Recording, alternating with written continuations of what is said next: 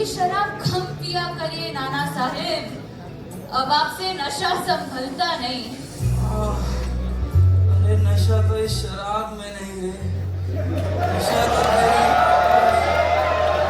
जो मुझे रोज यहाँ खींच लाती है। इश्क काही पण, अगर ऐसा होता तो आधा पूना पूरे दिन नशे में धुत रहता। अगर संभालूंगे। पर मैं तो सिर्फ रहो दे, तुम बस जाके मरहम पट्टी लेकर जाओ जाओ।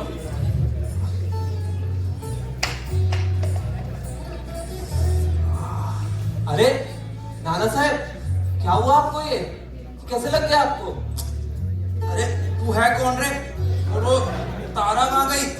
मैं घाशीराम साहेब, घाशीराम सावंतराय, औरंगाबाद का ब्राह्मण हूँ। इधर पूना काम ढूंढने आया था। एक ब्राह्मण और यहाँ कोठे वाली के काम कर रहे हो?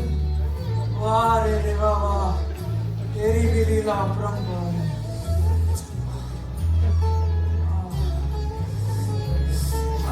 ए, तू यहाँ क्या कर रहा है? माफी माफी। बर्तन धोने का काम था ना हाँ, तेरा? हाँ। चल हट यहाँ से, जाता हूँ, जाता हूँ।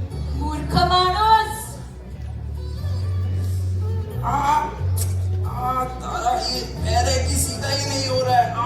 अरे अरे एक मिनट रुकिए आप। ये मेरे ऊपर रखिए, रखिए। अब आराम पड़ा? हाँ अब आराम पड़ा। अरे है कौन रे तू? अरे श्रीमंत अभी तो बताया था, घाशीराम। बस बस अब चुप कर। ये कोई नहीं है नाना साहिब, भीख मांगने आया था एक दिन, तो कपड़े बर्तन धोने के काम पे रख लिया। अब कैसा लग रहा है आपको? हाँ अब सही है। को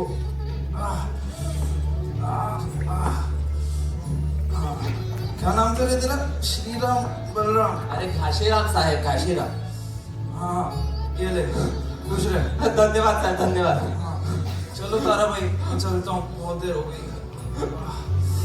ए, अरे चोर, मूर्खा, कुत्रिया, अरे कहाँ भाग रहे माला लेकर? अरे भाग थोड़ी रहा था, नाना साहब ने मुझे ही नाम में दिए तो बस ले जा रहा था। इसमें चोरी कैसी? वाह, खुद को ब्राह्मण बोलता है और चोरी करने में जरा सी भी शर्म नहीं आती तुझे? कोठा मेरा, नाना साहिब प्रेमी मेरे, तू मेरा नौकर और ये हाथ तेरा। तो लाया तू माला। तारा भाई ये गलत है, तुम्ही मला फसवत आहे। मैं उस कोतवाल के पास जाऊंगा, तुम्हारी शिकायत करने याद रखना। ए जा रे जा, मैं भी देखती हूँ क्या होता है, जा। अरे मूर्खा, वो कोतवाल भी शराब पीने ताराबाई के कोठे पे ही आते हैं हर दूसरे दिन। पूना शहर है ये, इधर के ब्राह्मण, कोतवाल, यहाँ तक कि नाना साहिब खुद सब इस ताराबाई की सुनते हैं। पर समझ लगा? पर ये तो गलत है ना तारा भाई। ये तो क्या? चल निकल अब यहाँ से। आज के बाद अगर कभी ये शक्ल दिखाई ना तो तुझे जेल भेज दूंगी। नहीं नहीं और तेरी बीवी और बेटी को इधर ही धंधे पे बिठा दूंगी। नहीं नहीं नहीं तारा भाई, मुझे काम से मत निकालो, मुझे काम से। मैं अपने गरीब परिवार का पेट कैसे भरूंगा? मुझे काम से मत निकालो तारा भाई, मुझे काम से मत निकालो। वो मुझे मत पूछ, ब्राह्मण है ना तू, तो कल पेशवा के वाड़े में ब्राह्मण हो जाए, उधर जाके भीख मांग। चल निकलना। नहीं तारा भाई, मुझे काम से मत निकालो तारा भाई। आएगा दरबाजी तारा भाई।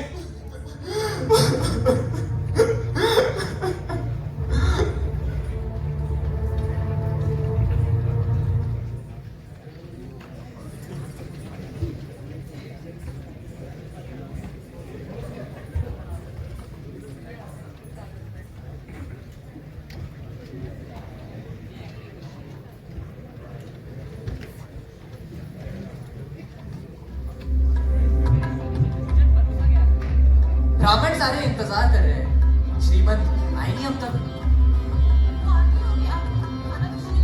अहो भाई बिना श्रीमंत के हम कैसे शुरू कर सकते हैं? नहीं, कोणीतरी जेवण द्या मला. 2 दिन हो गए कुछ खाया नहीं. भूख के कारण मृत्यु दिख रही है मुझे. मेरी कोई तो खाना दे दो कृपा करके. कौन हो तुम? पहचाना नहीं तुमको? मैं तू दोबारा यहाँ क्यों आया है तू? अरे यहाँ ब्राह्मण भोज का आयोजन था. सुनने में आया था ऐसा. मैं भी ब्राह्मण हूँ तो बस यहाँ खाना मांगने आ गया. तू ब्राह्मण है? हाँ तो शिव शिव शिव शिव शिव. पेशवा के आंगन में खड़ा है और झूठ बोलता है. अरे झूठ? कौन सा झूठ? कैसा झूठ? तो तू ब्राह्मण है हाँ. तो कहाँ है तेरी चोटी? कहाँ है जनेऊ? और कहाँ है चंदन का टीका? अरे ब्राह्मण होना भी मुझे साबित करना पड़ेगा क्या? और क्या अगर मैं झूठ भी बोल रहा हूँ तो इंसानियत के नाते आप 2 निवाले इस गरीब को खिला नहीं सकते? राव दे कृष्णा जी भट्ट, गरीब को खाना देकर रवाना कीजिए. ऐसे उन सबका माहौल क्यों बिगाड़ना? अरे माँ साहेब, जिसपे आप दया खा रही हैं, क्या आपको पता भी है कि आपके दया के लायक है भी या नहीं? सुनने में आया है कि ये ताराबाई कोठे वाली के यहाँ चोरी करते हुए नहीं, आपकी गलत फहमी है श्रीमद. ऐसा कुछ एक नहीं. वैश्य के घर चोरी करता है और खुद को ब्राह्मण बताता है. छी! पर क्या यही है पेशवा की पेशवाई? अब ब्राह्मणों का प्रसाद सड़क के चोरों में बांटा जाएगा? ये तो हम कदापि नहीं सहेंगे. चला रे, इससे पहले कि ये खाना छुए और ये फिश बन जाए, इससे पहले हम ही सड़क पे जाके खाना मांग लेते हैं. देखिए कृष्णा जी भट्ट, अगर भरी हुई थाली में से आप ऐसे उठ के जाएंगे तो पेशवाई का क्या ही सम्मान रह जाएगा? और हमारे सम्मान का क्या मां साहेब? हमारी बुद्धि तो यही कहती है कि जिस प्रकार लोहे को आकाटने के लिए हथौड़े से पीटना आवश्यक है, उसी प्रकार एक पापी को उसकी गलती का एहसास दिलाने के लिए दंड आवश्यक है. ये क्या कह रहा है? बरोबर है, पर पेशवा को आ जाने दीजिए. वो कुछ हल ढूंढ निकालेंगे इसका. न्याय के लिए अर्थ करने का जरूरत ही नहीं मां साहेब. गलत कहा है? करवास में फेंको इसे. नहीं. जब सूरज का नहीं कर रहा. के लिए तड़पेगा तब समझ आएगा. मेरा नाम काशीराम है. सर्वराम है. काशीराम का भी कुछ नहीं भूलता. यहाँ तक राम.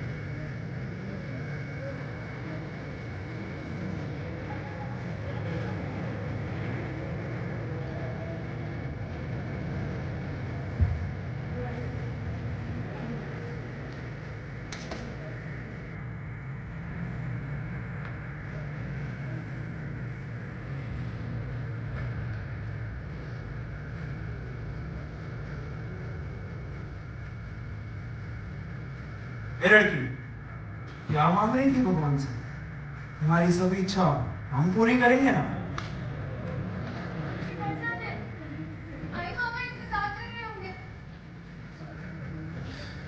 शर्माओ मत. मैं नाना फडणवीस पेशवा की सभा में दीवान हूँ. ऐसा कुछ नहीं जो हम तुम्हारे लिए पूरा ना कर सकें. जाने दीजिए नाना साहब, किसी ने देख लिया तो नाना साहब कैसी कैसी बातें करेंगे. अरे तुम डरो मत, हम यहाँ कोई नहीं देख रहा है. और वैसे भी पूरे पूना में किसी की हिम्मत है जो नाना की ओर उंगली उठा के देख सके? और हमें यहाँ पे कोई नहीं देखेगा. तुम चिंता मत करो. नहीं नहीं, ये सही नहीं. कोई मनुष्य नहीं, पर वो तो हमेशा सबको देखता है ना. आप गलत कर लिया, गलत आ गया.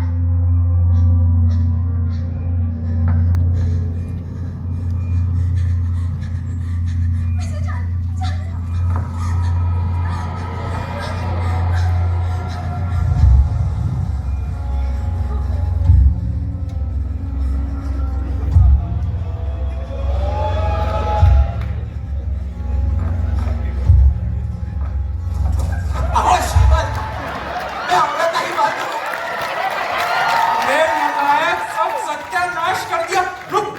तुझे 100 घोड़े लगवाता हूँ। सैनिक सैनिक। अरे श्रीमंत, आपके ही तो आदेशानुसार सारे सैनिक चले गए, हम दोनों के अलावा कोई नहीं यहाँ पे।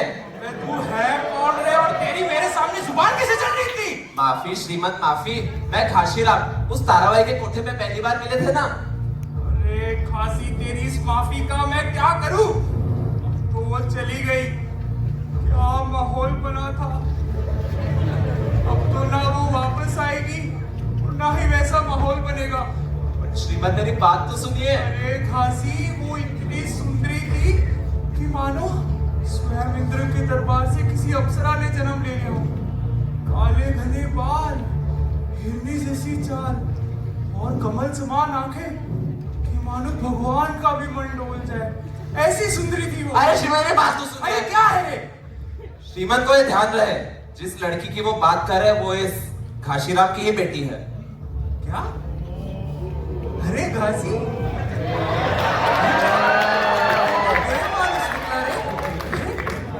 अरे अपनी बेटी से मेरी एक और भेंट कराएगा ना? नहीं नहीं, ये क्या बोल रहे हैं आप श्रीमंत? आप ठहरे पूना के दीवार, आपको कौन क्या बोलेगा, बट बदनामी तो हमारी ही बेटी की होगी ना। अरे ऐसी बात नहीं। नहीं नहीं श्रीमंत, अरे किसी को ये भी पता चला मेरी बेटी अकेले आपके साथ इस मंदिर में थी तो न जाने लोग कैसी कैसी बातें करेंगे, उससे शादी कौन करेगा? अरे तुम चिंता मत करो, तुम्हारी बेटी मेरे ही घर पे कुछ दिन रुकेगी, फिर उसी की शादी में किसी अपने नौकर के साथ करा दूंगा। नहीं नहीं, ये सौदा महंगा पड़ रहा है श्रीमंत, ये मंजूर नहीं। अरे घासीराम, तुम किसको मना कर रहे हो, तुम्हें मालूम है ना? अरे मालूम है, जान ले लीजिए, बट मेरा नहीं, कम से कम उसकी माँ का तो सोचिए, वो कैसे अपने कलेजे के टुकड़े को यूं जाने दे। क्या रे घासी, तू मर्द है ना रे? अपनी बीवी को समझा कि हम उसकी बेटी को शान और शौकत से रखेंगे। नहीं नहीं, इस गरीब को तो ये सौदा महंगा ही पड़ रहा है ना। घासी, तू जो मांगेगा मैं तुझे वो दूंगा। अब तू मेरे कलेजे पे और छुरी मत चला घासी, मत चला। ये वही कलेजा है श्रीमंत जो अपने जिस्मानी शौक पूरे करने के लिए दूसरों की बहू बेटियों की इज्जत लूटता है। घासीराम, मालूम है ना? हाँ हाँ मालूम है, चलता हूँ अब मैं श्रीमंत। अगर तुमने हमारी बात नहीं मानी तो हम उसे उठवा लेंगे। अरे श्रीमंत, पेशवा जिंदा है अभी, कम से कम उनका तो खौफ खाइए। तो कुछ ऐसा उपाय बताओ जिससे तुम और हम दोनों सुखी रहें। श्रीमंत, मेरी बेटी के बारे में लोग ऐसी गंदी बातें ना करें, ना ही समाज में मेरे परिवार का बहिष्कार हो। ये तो तभी मुमकिन है जब क्या घासी, जब क्या? जब आप मुझे पूना का कोतवाल घोषित करें। इस प्रकार मेरे परिवार का सम्मान भी रहेगा और मेरी बेटी के बारे में ऐसी ओछी बातें करने से पहले लोग 2 बार सोचेंगे। नहीं, ये संभव नहीं है। तुम कुछ और मांगो, धन मांगो, ये संभव नहीं है। देखिए श्रीमंत, कोतवाली मेरी नहीं तो गौरी आपकी नहीं। अरे ऐसी बात मत करो घासी। चलो ठीक है, तुम कब तक लाओगे गौरी को?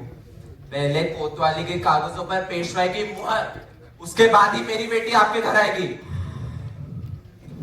ठीक है।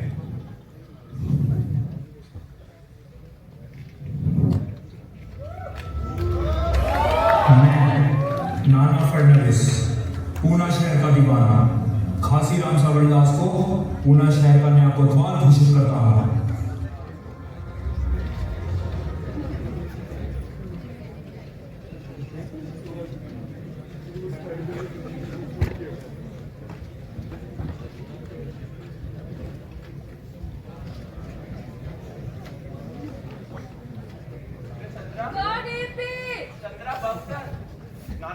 क्या भेजा है?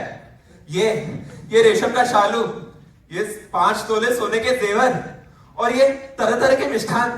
अरे कितनी सुंदर लगेगी हमारी गौरी इसमें। और मंगलसूत्र वो नहीं भेजा आपके नाना साहब ने? चंद्रा, हमारी बात हो चुकी है इसमें। हमारी नहीं, फक्त तुमची।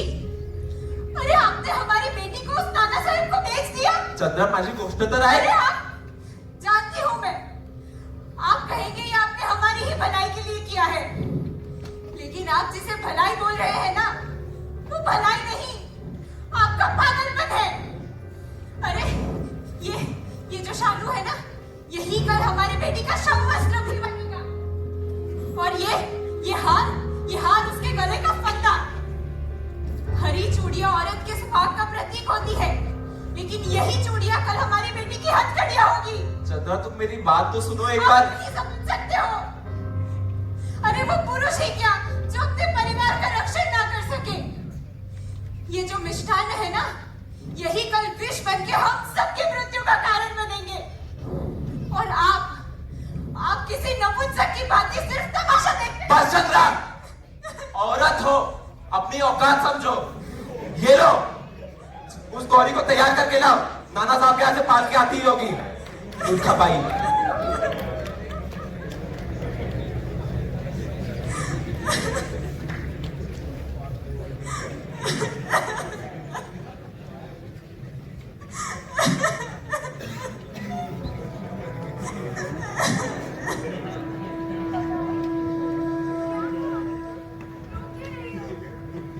अगर तू रोएगी तो मैं ये घर छोड़ के कैसे जाऊंगी?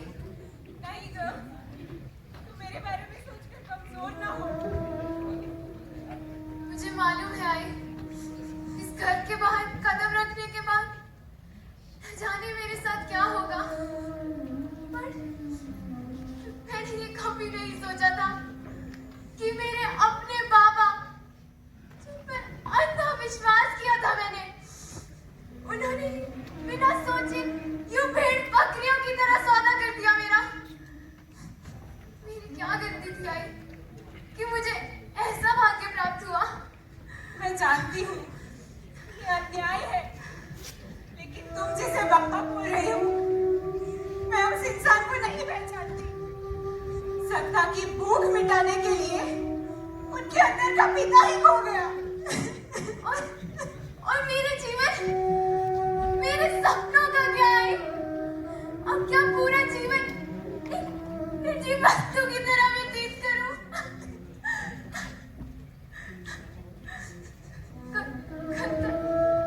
सुना था कि बाजारों में औरतों की बोली लगती है। आज तो पापा ने ही मुझे उस बाजार में खड़ा कर दिया। औरतों के सपनों का ना कोई मान है और ना ही कोई मोल। मर्दों के इस खेल में सिर्फ प्यादे हैं हम। त्याग तो हमेशा औरत को ही करना पड़ता है। हम यूं कमजोर नहीं हो सकते आया।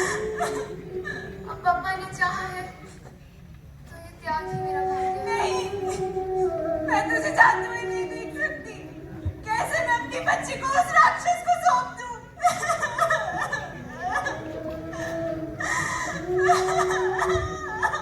तू चिंता मत कर आई। राक्षसों का विनाश करने तो देवी को भी पर्वत से उतरना पड़ा था।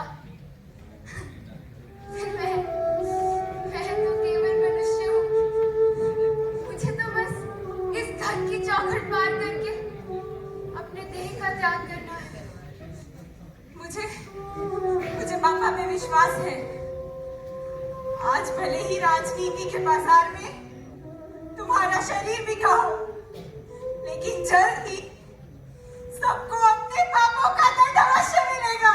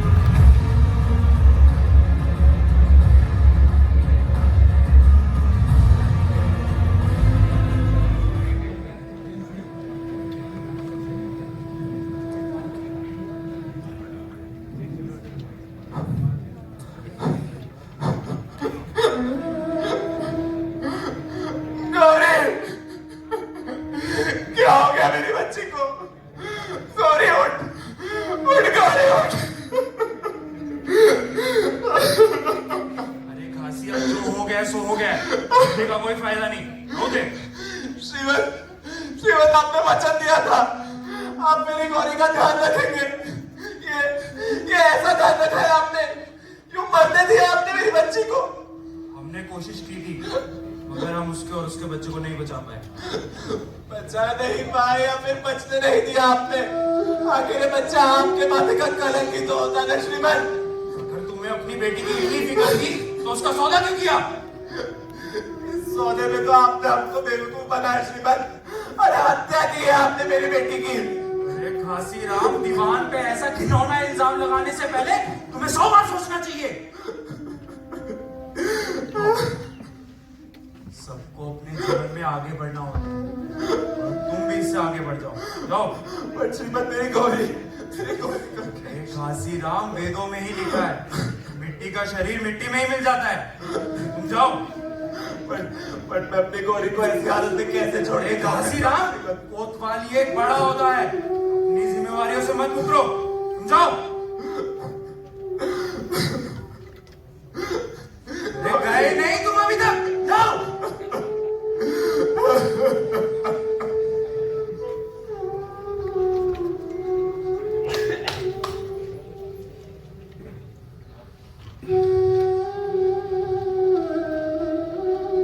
जी श्रीमत।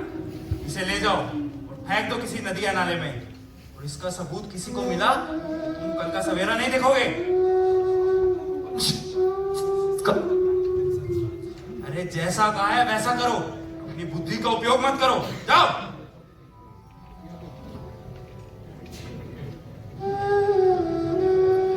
नहीं, ये सही नहीं है।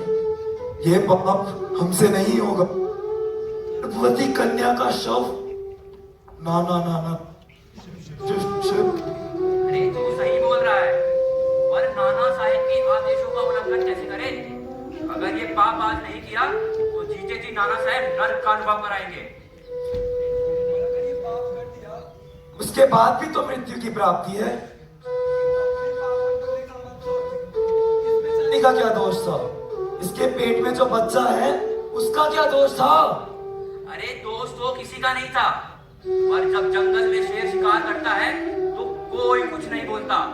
सब चुपचाप बैठ के उस जीव की निर्मम हत्या होते हुए देखते हैं, ताकि अपनी जान बचा सके। क्या हम इंसानों की तुलना अरे शेर की फितरत है, परंतु हत्या कर मनुष्यों की नहीं। शेर की फितरत में होता है शिकार करना, और हम जैसों की फितरत में उनके आदेशों का पालन करना। फिर भले ही उसके लिए हमारा धर्म, संस्कार और सिद्धांतों का ही त्याग न करना पड़े। ब्राह्मण होकर भी हत्यारों का काम कर रहे हैं हम। और ये काम आज नहीं किया तो यही हाल कल हमारा होगा। आता लोकरिया, ये शव खुद को नदी में नहीं खींच लेगा।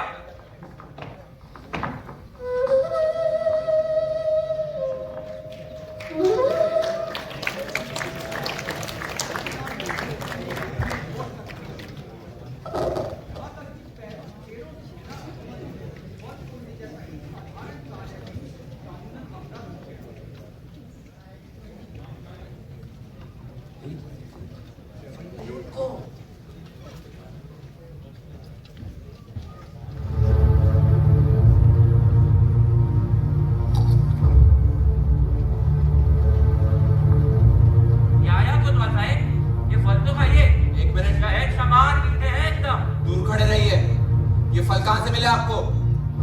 कहां से मिले क्या? ये इतना बड़ा पेड़ नहीं दिख रहा आपको? इसी से तोड़ के खाए हैं। यूं बागीचों के पेड़ों के फल तोड़ना वर्जित है, ज्ञात है ना आपको ये ब्राह्मण देव? अरे इन फल फूलों पे तो किसी का अधिकार नहीं, फिर इन्हें तोड़ के खाने पर कैसा अपराध? कोतवाली के नियमों के खिलाफ है ये। आज आपने बिना अनुमति फल तोड़े हैं, कल को न जाने लोग क्या क्या कर बैठेंगे।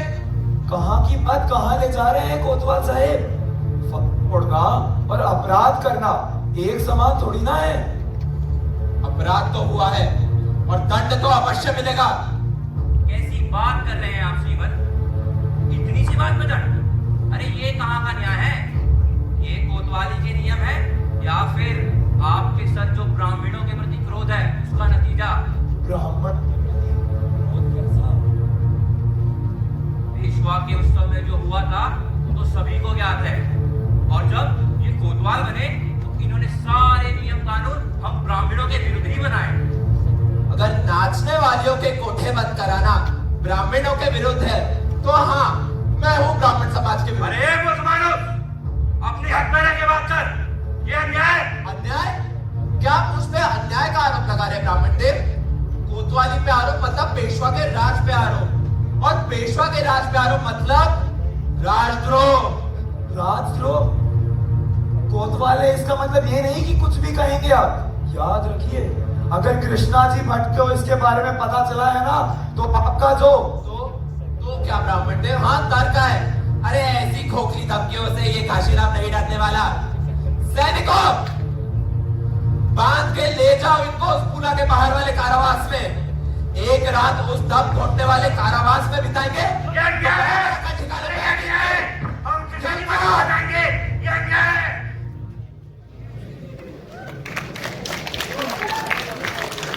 सख्त कानून और अनेक बंधनों के कारण घाशीराम के राज में अत्याचार और जुल्म बढ़ते गए। इसी के तहत घाशीराम के हाथों 21 ब्राह्मणों की बेरहमी से मौत हो गई।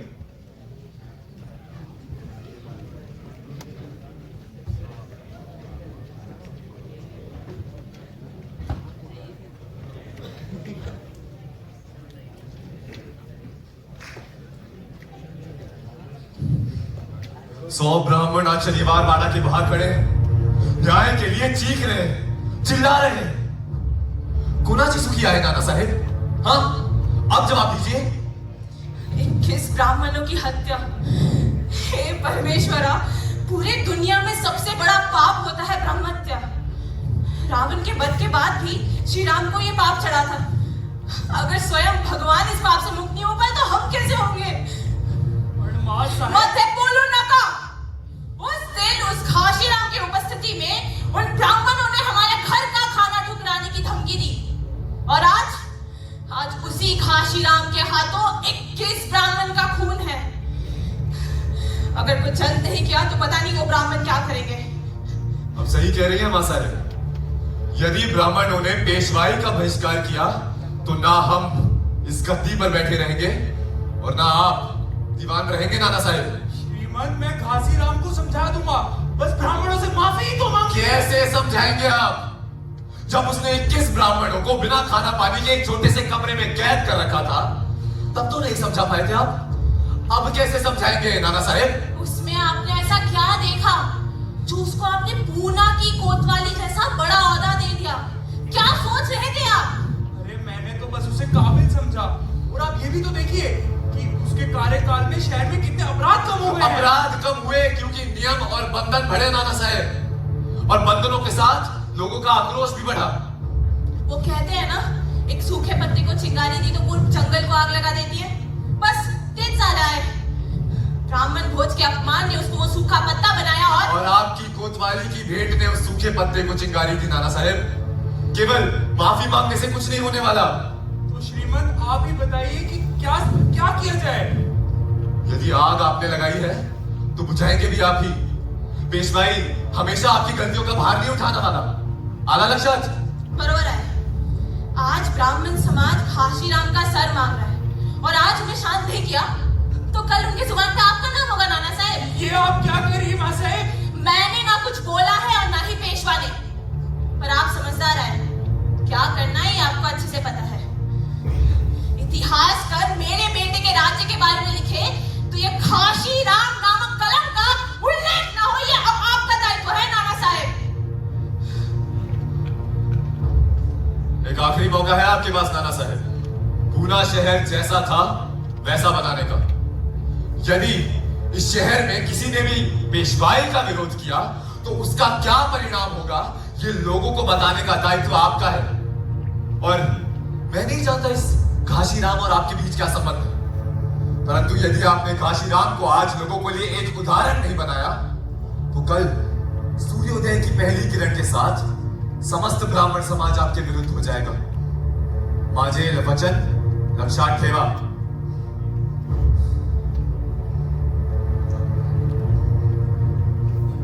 आपका भविष्य अब आपके हाथ में है नाना साहब। पापा आपको बुद्धि दे, बस यही मांग रहे हैं।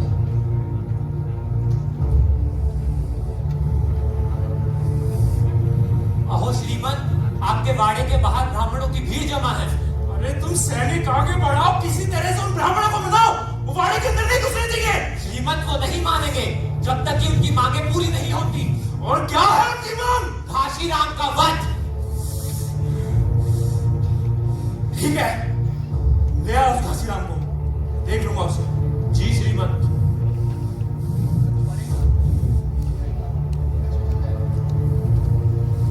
चल चल।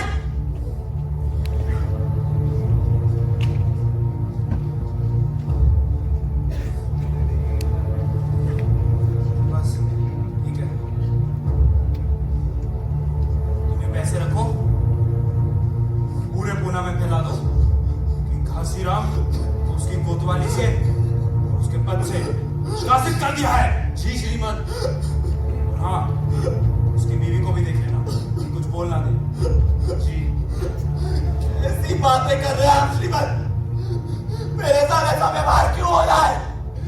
मैं घाशीराम पूना का कोतवाल हूँ और मुझसे ही अपराधियों से मांगा रहा है। क्यों? कोतवाल अपनी औकात भूल गया रे तू घासी। मेरे लिए तू अभी भी वही है जो तारा के कोठे पे था, मेरे पैरों के नीचे। श्रीमंत, इसी आदमी की बेटी को पालने के लिए आप किस हद तक गिरा वो देखा है मैंने। कौन सी बेटी? ऐसी बेटी? गलत है ये श्रीमंत, गलत है। मैं पेशवा के पास जाऊंगा न्याय मांगने। क्या रे घासी, तू क्या करेगा अब जी के? ना ही तेरे पास कोतवाली रही, ना ही तेरा परिवार, तेरे जीवन का कुछ अर्थ नहीं।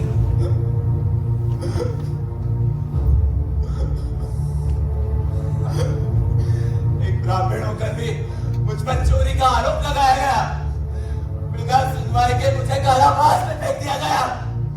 तब तो कोई मेरा रक्षण करने नहीं आया, और जब कानून मैंने अपने हाथों में लिया तब ये बात लोगों को क्यों भड़कने लगी? क्या एक साधारण मनुष्य को सत्ता का अधिकार है?